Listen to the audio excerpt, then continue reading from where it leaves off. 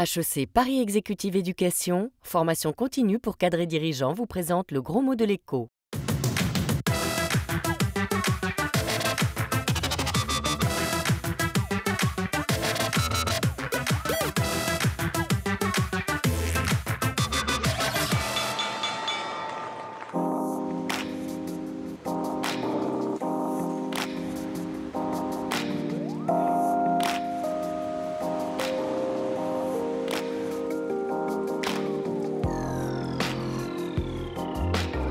Bonjour et bienvenue dans le gros mot de l'écho. Les murs qui sont derrière moi s'en souviennent. En octobre 2008, la bourse de Paris connaît la chute la plus importante de son histoire. Conséquence de la crise des subprimes, ces prêts immobiliers accordés aux ménages américains les plus fragiles. Mais comment des prêts non remboursés de l'autre côté de l'Atlantique peuvent-ils tourner à la catastrophe mondiale? C'est ce qu'on appelle une crise systémique. Systémique, c'est le gros mot de la semaine. Mais qu'est-ce que ça veut dire exactement ?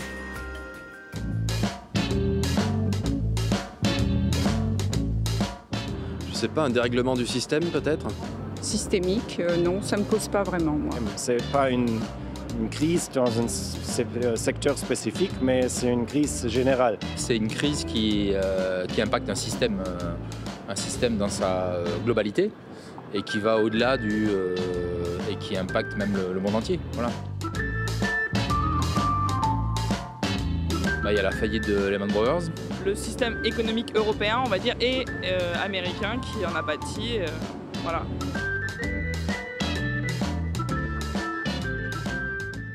Bonjour Christophe Pérignon. Bonjour. Première question, définition, qu'est-ce que c'est qu'une crise systémique ?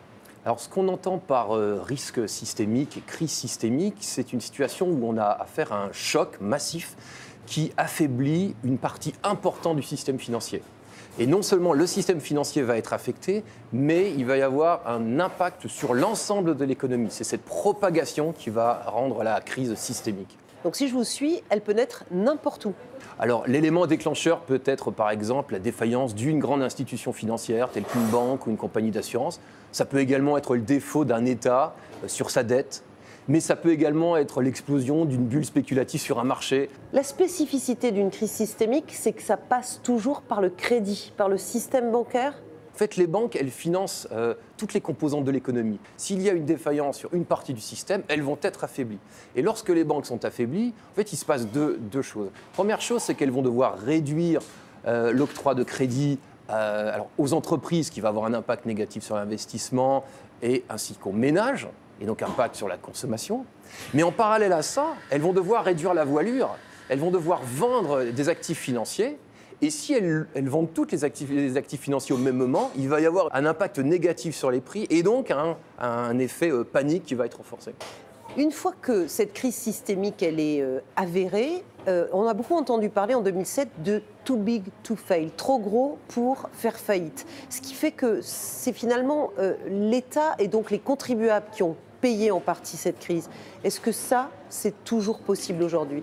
Le gros problème qu'on a avec ce système-là, c'est qu'on a un problème, ce qu'on dit en économie, d'aléa moral.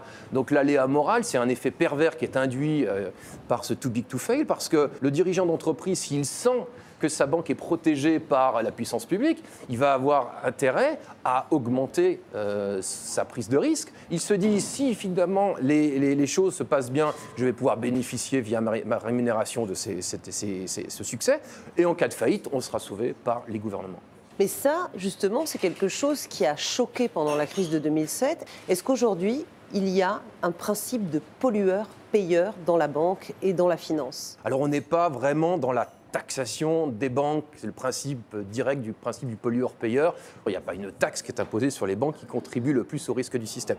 Par contre, on va demander aux banques qui contribuent le plus au risque du système d'augmenter leurs fonds propres, d'être plus résistantes en cas de coup dur. Le but, c'est que les banques réfléchissent, intègrent dans leur calcul économique les répercussions de leurs activités en cas de défaillance. Parce que c'est coûteux pour les banques de maintenir des fonds propres. Et donc là, on les force à intégrer ces externalités, comme on dit en économie, lorsqu'on leur augmente leur capital réglementaire, leurs fonds propres.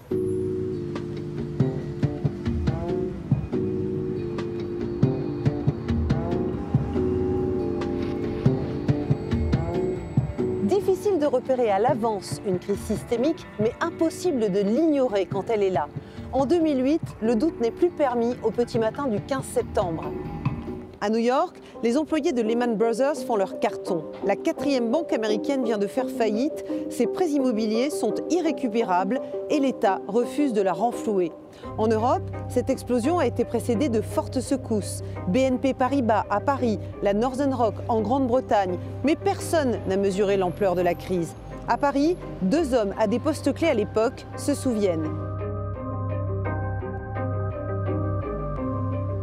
En juin-juillet 2007, la responsable de la gestion d'actifs, donc celle qui avait pour mission de surveiller tous les fonds dans lesquels les Français investissent leur argent, est venue voir le président de l'AMF et moi-même, qui était secrétaire général, pour nous dire qu'elle était très inquiète d'un seul coup sur certains actifs qui provenaient de prêts immobiliers sur le marché américain qui s'avéraient de mauvaise qualité, donc il y avait un risque de perte assez fort. Notre métier, nous, c'était de garantir que Monsieur et Madame Tout-le-Monde voient son argent géré correctement.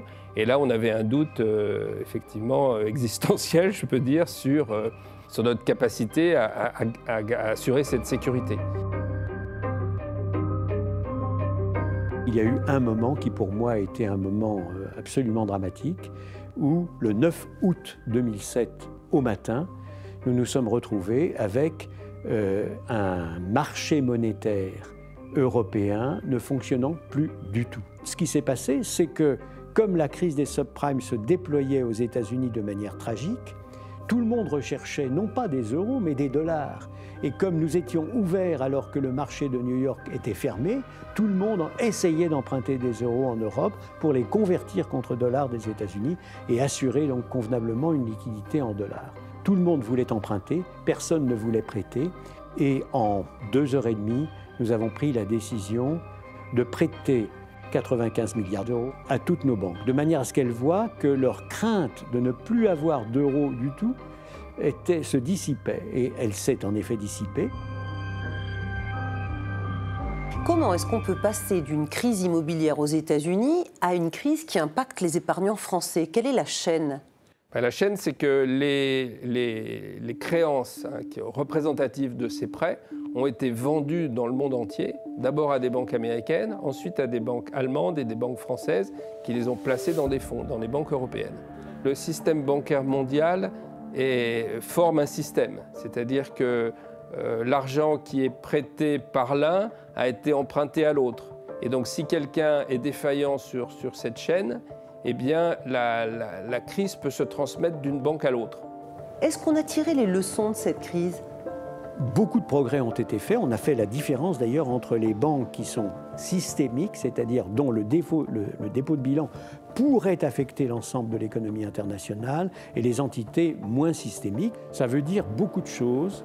Ça veut dire faire en sorte que s'il y a des problèmes individuels, ils puissent être réglés par les actionnaires d'abord au premier chef, puis par les créanciers, et seulement, absolument en dernière analyse, par le contribuable. On a essayé bien sûr de tirer la leçon, c'est-à-dire que principalement surtout par 2 mesures, les banques centrales et les régulateurs bancaires ont exigé que les banques aient beaucoup plus de fonds propres. Donc elles travaillent, toute proportion gardée, plus avec leur propre argent qu'avec l'argent qu'elles trouvent à l'extérieur. Donc de ce point de vue-là, elles sont beaucoup plus sûres. Et deuxièmement, on les a disciplinées en leur demandant de ne pas spéculer avec l'argent des autres. Est-ce qu'à votre avis, on peut s'attendre à une nouvelle crise systémique? Oh, bien sûr, oui. Oui, à l'évidence. De toute façon, le système d'économie de marché, qui a énormément de vertus, n'est pas stable. Il y a forcément des phases d'accélération et des phases de ralentissement. Le tout, c'est d'éviter que les phases de ralentissement deviennent désastreuses. Nous sommes dans une situation qui reste très, très vulnérable, à mon avis. On a fait la moitié du travail en ce qui concerne, disons, le secteur financier lui-même, à mon avis. Mais ce qui m'inquiète encore plus, si vous voulez, c'est que lorsque je regarde le niveau de l'endettement public et privé au niveau mondial, je constate qu'il a continué d'augmenter après la crise, alors qu'au moment de la crise, il y avait consensus pour considérer que le niveau d'endettement mondial total était un des éléments fondamentaux de la crise. Ce qui est sacré, évidemment, c'est de faire en sorte que nos concitoyens ne se retrouvent pas eux-mêmes dans une situation où tout d'un coup il y a chômage généralisé et drame absolu. Et encore une fois, ça c'est déjà arrivé en 1929 et bien entendu, il n'est dans l'intention de personne que ça puisse se reproduire.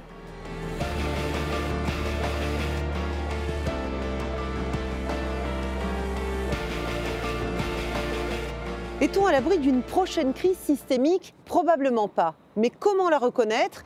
Résumé depuis le début et en dessin. La crise systémique, c'est comme un énorme incendie.